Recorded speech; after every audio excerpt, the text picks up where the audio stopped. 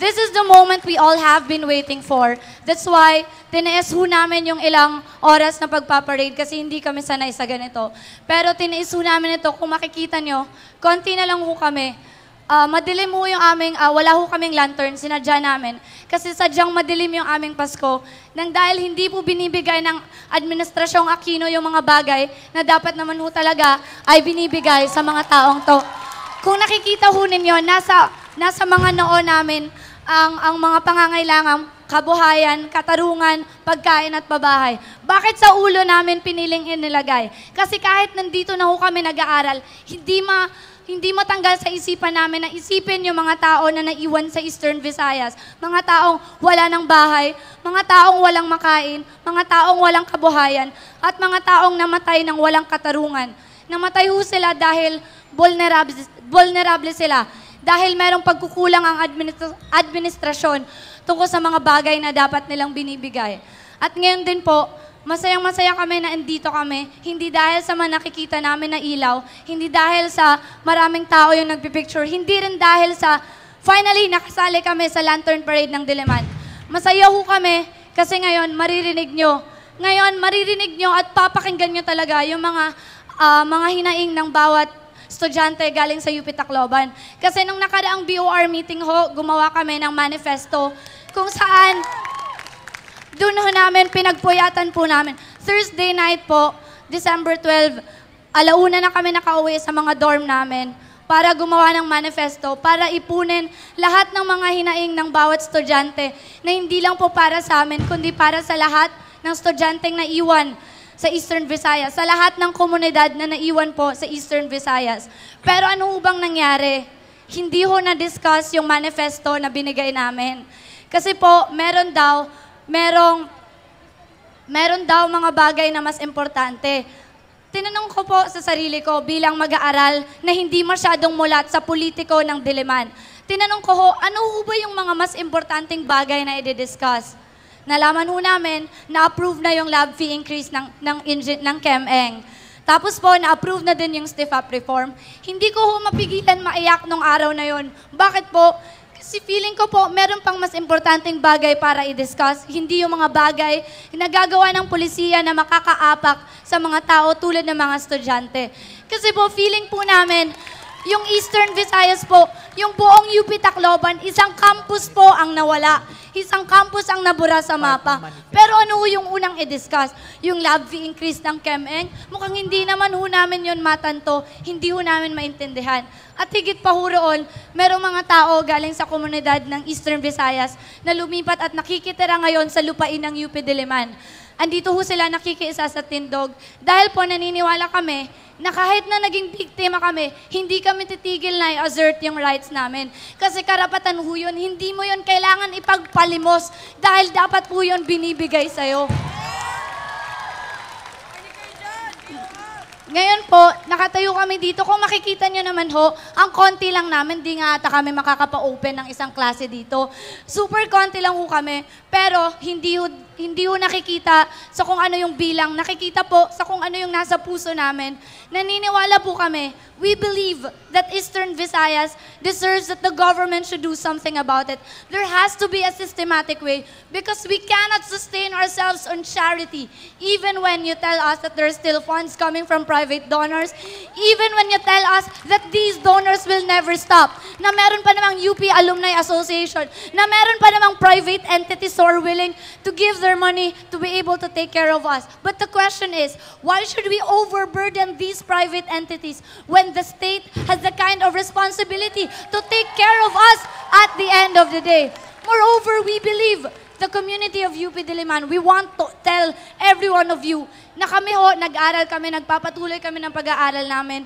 Pinili ho namin iwan yung pamilya namin sa gitna ng unos at kalamidad. Pinilit ho namin yung sarili namin na sumakay ng C-130. Pumila ng 5 araw sa airport na wala ng roof. Bakit po namin ginawa yon? Kasi we believe that UP is the kind of community who will still welcome us. Ayon pa nga sa t-shirt ng mga marshals dito ng parade, shaping the minds that will shape the nation. Pero yung tanong ko po, paano masya-shape yung mind namin para sa bansa kung yung lagi naming iniisip, paano na kami next SEM kasi di na kami libre ng tuition? Na pwede naman sana na yung gobyerno po magbigay ng libreng tuition sa bawat mag-aaral dito sa UP. Iniisip din po namin, paano na kami kakain? Kasi wala pa namang systematized way para magkaroon ng pagkain yung mga galing UP Tacloban. Hindi ho namin sinasabi na responsibilidad ng bawat isa sa inyo na bigyan kami ng bigas o kung ano pa. Yung sinasabi po namin, responsibilidad ho ng gobyerno at bilang bahagi po ng lipunan na pinagsisilbihan dapat ng gobyerno, dapat ho ay sama-sama nating assert yung bawat karapatan ng bawat mamamayan ng Pilipino.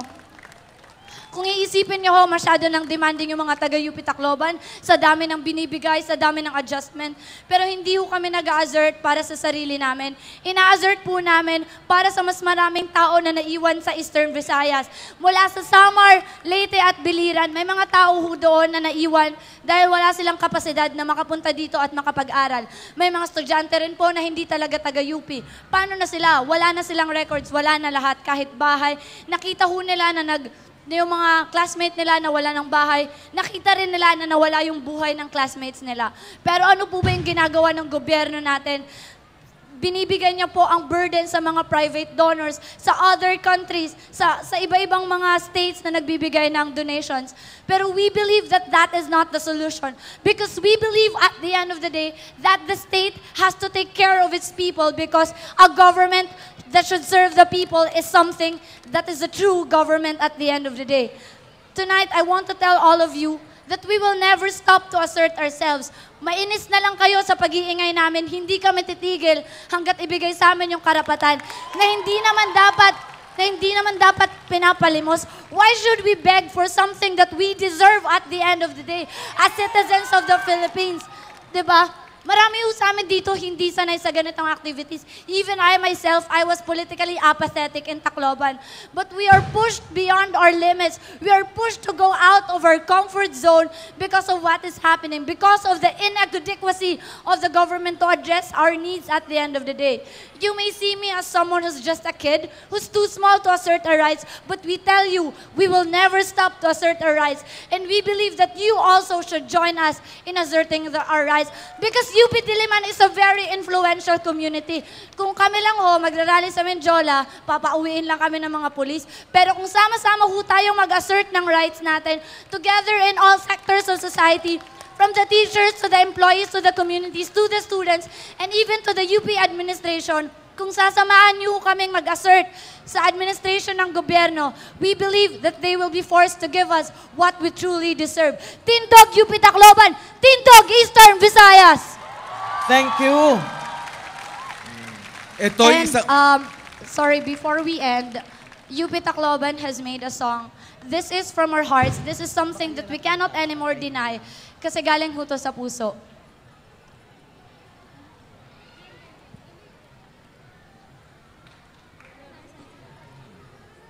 Baka yan ang kakantahin nila.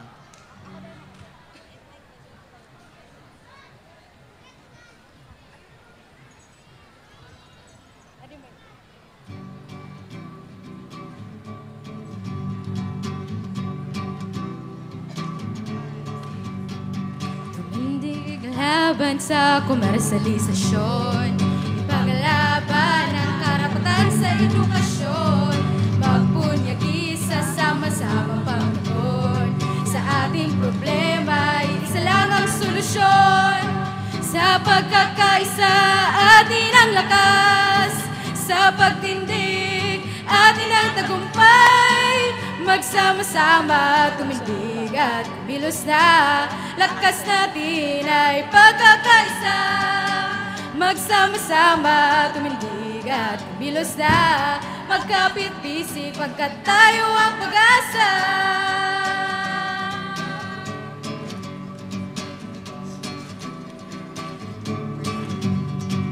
Huwag kang matakot na makipagtuos, pagkat kaligtas ay nasa ating pagkilos. magpunyagi sa sama-sama pagtuloy.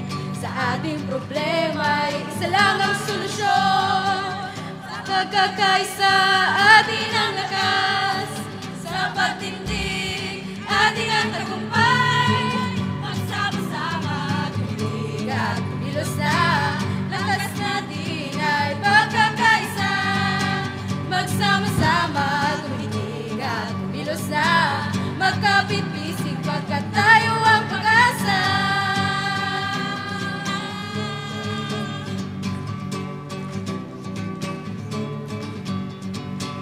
Sa pagkakaisa, atin ang lakas. Sa pagtindig, atin ang tagumpay. Magsama-sama, tumitig at kumilos na. Lakas natin ay pagkakaisa. Magsama-sama, tumitig at kumilos na. Magkapit-bisig, mag-aral, makibaka.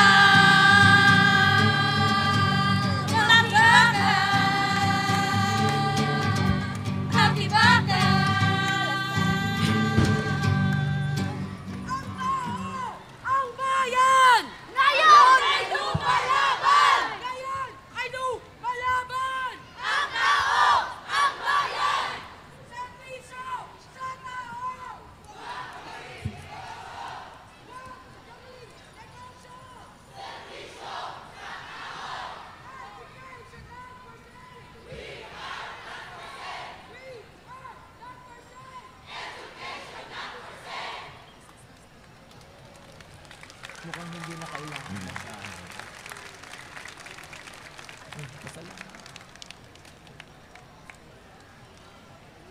Maraming salamat, Tindog, UP Diliman. Ang ibig sabihin nga po ng Tindog ay tayo. So, isang magandang pagkakataon ito, alam mo naman dito sa University of the Philippines, June, ano? Lahat ay malaya na magpahayag ng kanilang mga saloobin. At isa yung itong okasyon na ito ay isang patunay ng kalayaan na yon. At isang tradisyon na yan sa Lantern Parade, ano? Ang pagbibigay ng iyong mga kuro-kuro, opinyon, ang iyong mga hinaing at lahat-lahat na kalayaan sa pagsasalita. Kumbaga. Correct. Okay. So, ayan, ang susunod naman, wala pang cue card na inabot. andito. Meron na ba? Ayun. Andito na po, ayan na, the Barangay UP Campus. Welcome! Wow, talaga naman.